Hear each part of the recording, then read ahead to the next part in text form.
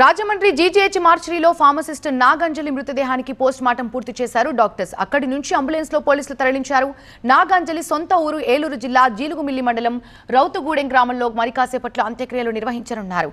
Stroke రావడంతో తెల్లవారుజామున నాగాంజలి ప్రాణాలు కోల్పోయినట్టుగా వైద్యులు ప్రకటించారు. రాజమండ్రి కిమ్స్ ఆసుపత్రిలో 12 రోజులుగా వెంటిలేటర్ పై ట్రీట్మెంట్ పొందారు ఫార్మసిస్ట్ నాగాంజలి.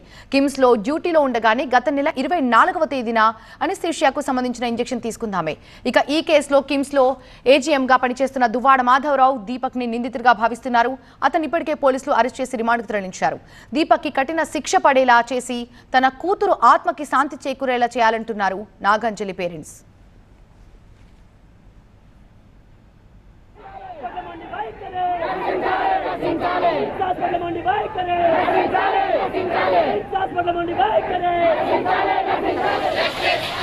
Justice!